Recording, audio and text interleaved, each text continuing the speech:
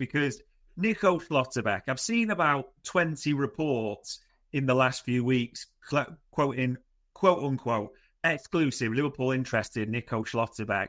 We said this on the transfer show last summer. We've already done him a little bit on TNM. And the thing we said previously, there's Liverpool were looking at Schlottebeck in great depth. It was before Van Dijk's renewal was the big thing. But obviously we're a year on. Virgil's a year older, all those types of things. Liverpool do need a centre-half now, more than ever as well. Nico Schlottebeck. And let's talk the footage that we've watched, first of all, as well. I mean, should do the fair bits because people will ask us this. 25, 26 in December when you're comparing him against Upamecano.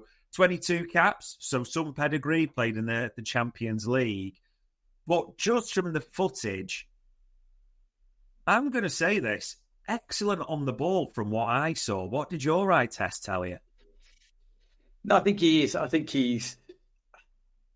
See, this is the kind of player you watch and you go, all right, I can see why. This is the right age profile for me. He's 25, 26. He's not the older. He's not going to... I don't think he'll cost you as much. We'll come on to that in a minute. But people will go, when he plays in a 3 for Dortmund, okay, yeah, cool. But he also plays in a 2 for Germany. Yeah. And plays equally as well. So I like that adaptability, that ability to play in 2 systems. I think that's clever. I think that means he's got a tactical brain on him rather than someone who can only play in a 2. So if you suddenly need to change it up in a game, you can't do it. So I like this guy. I think this, like his passing, I mean, I'll look at the stats later on, but it's all green on the usual everything, but his passing range is great. It's in the middle bit here. It's all in the 90th percentiles. And if you look at his full report passing, I mean, that is a hell of a lot of green for you. Pick out any category you want, and it's green. Yeah. You know, crossfield passes, expected assists, completed, short, long, medium are all in there. So medium is over 90% completion. Short, obviously, over 90%. Long, just short of 90 at 89.5. I mean, we could be nice and round it up to 90% for a long pass completion, right? That's 65 overall, 90%. So, yeah, it's just lots to like about his passing. And that does come through when you watch him. He's happy to pass the ball, long, short, a switch, a progressive pass straight down the middle. He'll make that as well. Yeah. I think his progressive passes are something like 6.67 per 90, which is more than Dalot's at 4. So it's up. He also, the interesting thing, so there's a few caveats here. He's only played 4 times this season. He's coming back from an injury, right? Only played 4 times. He has played 2 internationals as well, but 4 league games. It's interesting that Germany brought him straight back in, by the way. So he played 4 and then he's gone straight back in the national side. Yeah. So that gives you a little bit of a thing about how they feel about him. I think if you watch the footage, he can pass the football. That's great. But he also can carry it. And he carries it into just outside, so the left half space or the right, depending on which side of the pitch he's carrying it through. But he typically carries it up to the half space side, and then he'll make a decent pass, or he'll carry it into there and then make a progressive pass, right? So he's not just coming in, making a little ploddy side-by pass or a little thing into there, like nothing. He's actually looking to influence play positively with a carry. And that's really, when you watch him, you'll know exactly what it's really impressive by doing that. His passing range, I just thought was just exceptional. I've seen him ping it to both wings. I've seen him do the little, the Robertson dink over the top. I've seen him do that. Van Dijk, like you say, with the switches as well. The switches are there. He just pick it up and be like, yeah, I'll do that. But what I like about he has that option to carry as well. He has the same thing I said about Dalot and Van Dijk. When the fullback gets beat, he's in the right position to stop the cross. Yeah. Okay, so that's a good thing to have. Aerials, 71.4. Nice. So that's mid-range for us. We could do it to being higher, but it's not. It's better than a lot of us at the halves at the moment. One of the things I thought was really interesting from his last game, right? Okay, so he made 10 progressive passes last game he played. Okay, Master League game. 9 of those ended up in the final third. 9 of them. right? Now, progressive pass only has to move 20%, right? So, but 9 of them ended up in that final third with over 50% of those in the box, right? So, when I say he's affecting play, that's incredible for a centre half to be doing that. I don't expect your 6 to do that, right? But he's doing that. He's 32.5 top speed, so he's not as quick as the lot, but he's not slow. 24 sprints in 4 appearances, so it's just about 5 top game. Shows you might be just easing himself back into it.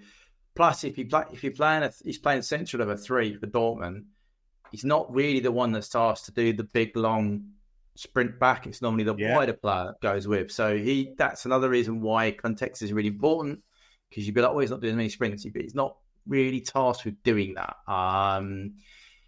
Things that I don't like about him, if I can be like that, is he does do a bit of a stab tackle. So he'll come up and press a player and then try and stab the ball from behind. Nick it almost. Silly at times. And that, again, is a thing that in the Prem you'll just get booked for, or the player will just dive and you'll give away a foul, right? And the other thing, this is kind of a reoccurring thing with a couple of these, is does have a tendency to go to ground. Just a thing I'm like, I don't really like my centre halves going to ground, to be honest with you, because it takes them out of the game, all right? And it also can lead to very clever players knowing that and winning a foul or a penalty. So there are things that could be a little bit, but I think generally for me, he's got a hell of a lot of positives. He's young, international, twice a week, good minutes before the injury. All right, now, yes, it's going to take a bit of time to build up.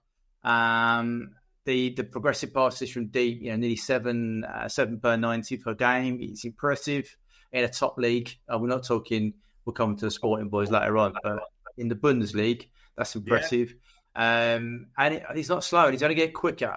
He could regain some of the speed he had. Remember, 32 is this season when he's just returning back. So, I think there's a lot. I mean, when we profiled him in the summer, I think we both said he was impressive. The areas he was creating threat from, again, make a lot of sense when he's carrying the rest of it. He was either side happy to carry the ball into these areas and do the business he does. I just think there's a lot of things to like about this guy. I'd like us to really consider this could be a really smart signing for us going forward. He's involved in a lot of play. This is him generally involved in. So it's a good age profile. You'll come on to the numbers in terms of finances in a minute, but he is a bit of it's like a figurehead for Dortmund. He's like I don't want to use leader because he's not. It's just this kind of like drive. And the other thing that really surprised me in watching him, right, he takes a hell of a lot of set plays. Yeah, takes free kicks, penalties, and corners.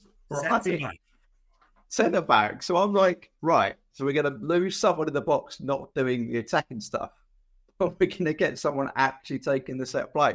So I thought. There's a lot of things to like about this kid. Obviously, he's going to have to work on his haircut, but, that's fine. But, he's all right. Yeah, you're right. And it's like you said, that you see it that's a hell of a start out of them, 9 passes into the final third as well, like progressive in his last game. Like, he does make things tick, which does seem to be what Arne Slot's looking for. Financials, you said. He will have a year left to go in the summer. And Lars Ricken, the Dortmund sporting director, has been coming out saying, because there's been suggestions that he's not talking about renewing his contract, that, he's got to make a decision. There's been links with Bayern.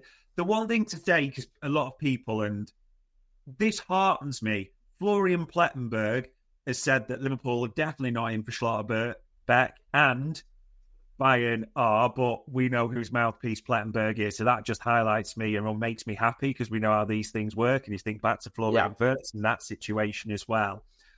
Financials, Bart. Suggestions are that Schlotterbeck's looking for around €8 million plus bonuses, so half the wages of Upamecano there, realistically. Younger, yes, of course there's a fee, but this is the thing that strikes me. It's never this simple, but if Upamecano is looking for €60 million a year plus bonuses, and Schlotterbeck's looking for €8 million a year plus bonuses, over 5 years, that's a €40 million difference between the two, isn't it? So when you talk about quote unquote free, and then there'll be signing bonuses and all that, all the stack ups right now, tell me if you're wrong, feel that Schlottebeck's topping Upamecano, isn't he, really, in most things? Yeah, as I said, I think this is a profile of player we should be interested in. The only caveat is he's got to show, and this is why that year thing might be really the injury, right? If he does this season, that's a year off post-injury, right? So that's normally that's a sign that he's then going to, the second year after that, potentially when we buy him, we'll wear his back to his normal form. So if he gets rid of that with no problems, I think you can really rest assured that he's on the right track. Can take up to 18 months, but you put in the wages to finances. For me, this is a pretty no-brainer deal. That's going to sound really stupid, but it's like a year left. You're going to get him for what? I don't know, 50, 60, I don't know, whatever. But you're not going to pay massive money because he's a year left, right? He's not going to cost you no wages. The other thing this kid might do is it might help Flo because there'll be another German at the club. Right? Yeah. And there's a lot to be said for having, like, we signed a lot of Brazilians, they all got on and we had a massive samba party and we dominated the world, right? But there's a lot to be said for bringing in, they have to be the right quality, obviously. Don't just go and sign people's mates, but it's, you have a cultural fit in a dressing room as well, right? So another German coming in, I don't think it's a bad idea, personally. No. People will question it, it's fair to say. He does play, as you said, he plays in the back three for Dortmund in the centre, just played in back two before and does it for Germany at the same time. He is left-footed, so he's going to want to play on the same side as Van Dijk, so people will bring that into the mix. But at the same time, if we're obviously moving to the summer, because we can't really expect, I don't think there's any belief that Schlotterbeck will want to move in January with the World Cup on the horizon as well. Nothing makes sense with that. It's not going to help his bargaining position for a contract, whoever that's with as well. You have got to start to prepare for a world without Virgil, as much as we don't want to admit it. And as much as Virgil is a level above these two, and he's level above anyone in world football right now. But this may be a bold statement from what we're seeing and what we've previewed so far. Fact he is left-footed helps, but Schlotterbeck, an eventual, maybe not as good, and I'm not saying that, but an eventual successor of sorts to Van Dijk. Is that fair to put in his column? I think in terms of our position, he's rolled in our team, for sure. I don't think he's ever going to be Van Dijk level centre-half. I just don't think that's... But I don't think there's many out there. Van Dijk, for me, is the best centre-half I've seen play football for 15 years. Right? A phenomenal centre-half, right? I think you and I have said this before, you have to move away from trying to get the next Van Dijk. It just doesn't really exist, right? So for this guy with an aerial array of like that and the on-ball stuff that we need from the back, I just think it makes a lot of sense. Provided his injury is good as it is healed as well as it could be, getting him into the summer, VVD's last year, right? There's quite rightly, no indications VVD's going to sign on again, right? So fine, he has a year left with us. But Schlotterbeck can do the bit in and outs because in a year's time, as much as we might not like to say it, Van Dijk is going to be aging. All right, he was going to get a point where he just simply can't keep cranking out minutes after minutes without getting to that. That point in a game where Van Dijk sometimes gets you can see he's a bit aggy or towards the end of the season. Yeah. So if you can keep him pressure by having a young understudy like this coming in, makes a lot of sense. And then in that next year as well, you'll also have Leone back, right? So it's not a bad little combo to play with. If we sign some other players, we'll come into the rest of here, like Gaye, that could be another little thing to play with. So yeah, for me, this makes a lot of sense. But before the World Cup, I don't have to tell Hughes to do his job, but I would definitely get a deal done before the World Cup. Because if he goes to the World Cup and has an amazing World Cup, and people know he's only got a year left, his value's going to do that, isn't it? It's going to sky up, and Dortmund are going to be licking the lips over it. So, yeah, for me, it makes a lot of sense. Could it be Van Dijk's replacement? Sure. Can it be Van Dijk's level of centre-half? Probably not. But that's fine. Yeah, and the worry is that the longer this goes on, you want to try and get things in place.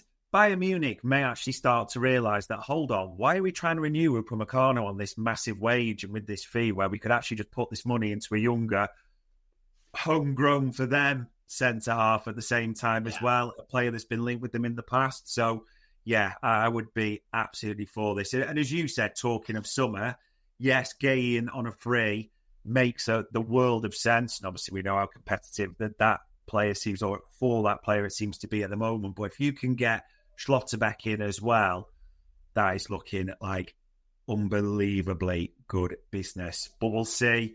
We've got to wait to summer for all that to unfold.